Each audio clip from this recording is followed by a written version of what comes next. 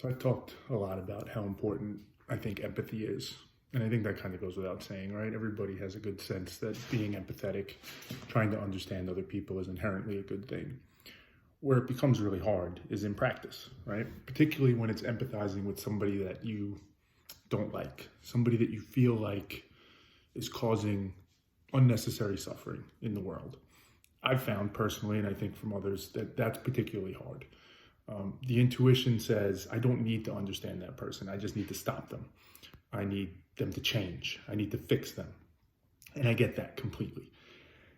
And I think maybe an illustration of this, an example where this feels really potent to me, and a good one to explore, is when it comes to like the older generations. Call them what you will. I'm not good with naming. I don't know if it's baby boomers, kind of my parents' generation, 55 and over, whatever exactly it is. I think at this point in time, somewhat obviously understandably so, there's this view that like that mentality of that generation is the problem.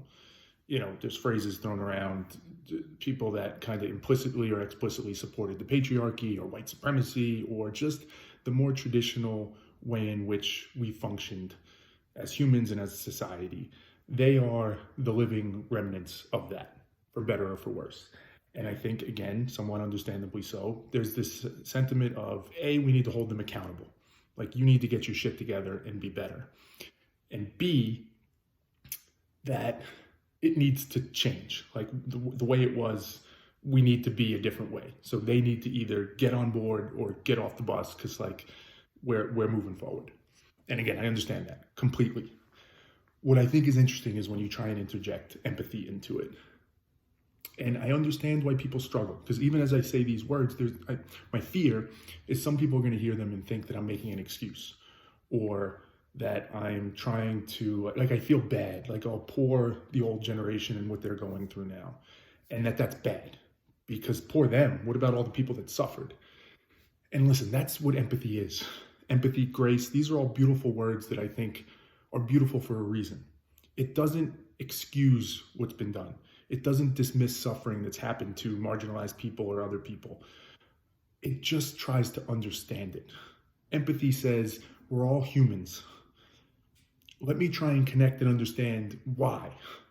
Let me try and connect and understand where you're at, what you're feeling, so that maybe collectively we can work towards a better solution, which I get it. That all sounds like idealistic, pie in the sky type shit, but it's real. So all right, so let me cut to the chase. Enough caveating up front.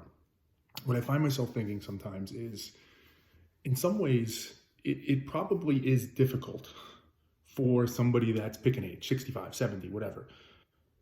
It's probably difficult for them because if you think about it just as a human, just like you're a human, just like I'm a human, you're born into this world. You didn't choose to be here. You didn't choose when to be born or what to be born into.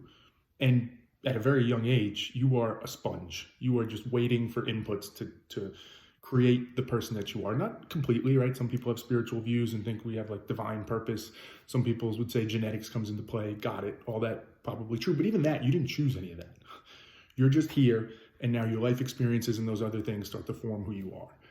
And you grew up in a time in which it was told to you that these things were how you act, right? It makes me think of, I've been watching the show White Lotus season 2, and there's some interaction between this three generations of an Italian family, a grandson, a son, and a father, a grandfather.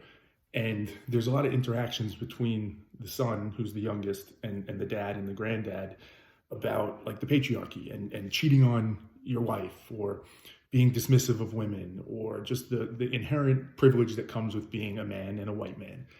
And they're exploring it. And the grandfather says during one of the scenes, like, you know, people used to respect their elders. And now in today's world, it's like we're monsters. And something about that, there's an empathy with that. Again, it doesn't excuse anything. It doesn't say the things past generations have done are necessarily okay or good. It's just like, hey, we didn't pick to be here. Like, this was set before us, this idea of this is how you treat people, and this is what you do, and this is what's acceptable in society. We just happen to be the people at this point in time where society seemed to realize, like, hey, we're ready for a step change. We're ready for an evolution in which this doesn't make sense anymore. And we're the remnants of that. We just happen to be at a time period and of an age where we're the last, or at least close to the last people that embrace that.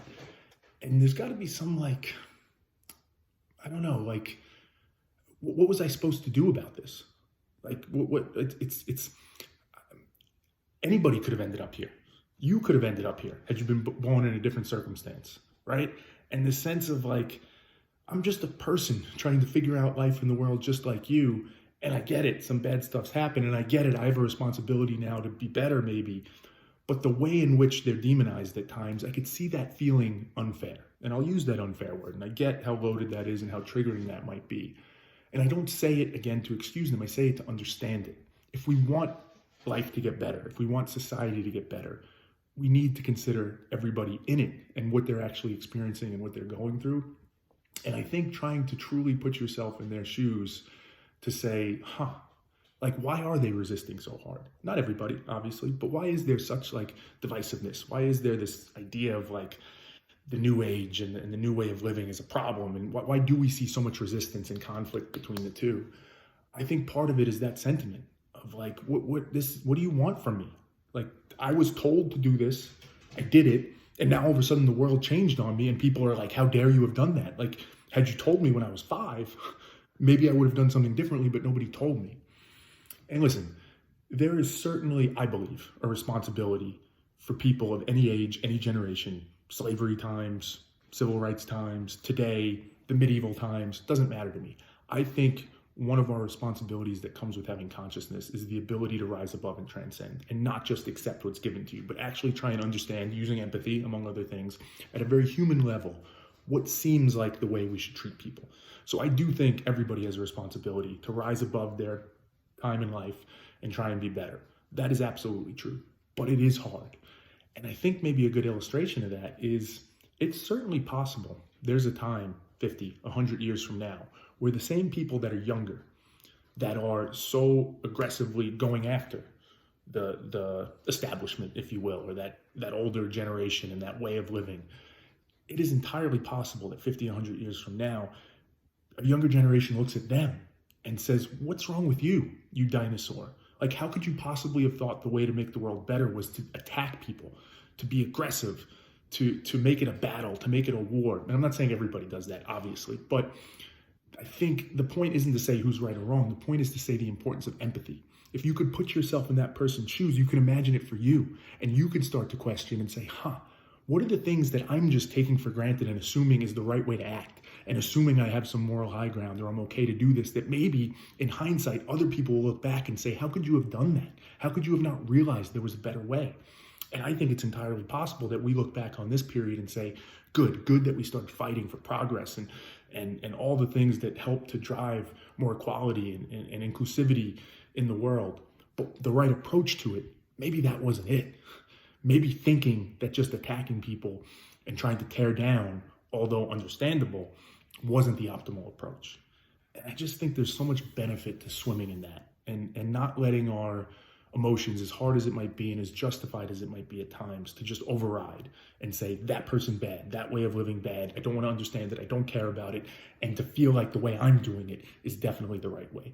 Because those same people you're attacking, there was a point in their lives where they thought the same thing, that I'm doing this the absolute right way. They still think it right now. That's why there's so much conflict. So who's going to break that cycle? Who's going to be the one that's going to allow empathy to win out and say, what I care about is the greater good. What I care about is the outcome and the objective to get to a better place. I don't care about punishing that person. I don't care about demonizing that person. I don't care about proving that I'm right. I don't care about any of that. I care about getting to a better outcome. And I think empathy is the key to that. And this social situation and conflict and tension that we find ourselves in is maybe a beautiful opportunity for us to start to practice more of it. Not excusing anybody, not excusing horrific things that have been done in the past, not holding people accountable for how they should be better. But how do we use empathy to get there? And I think there's a path.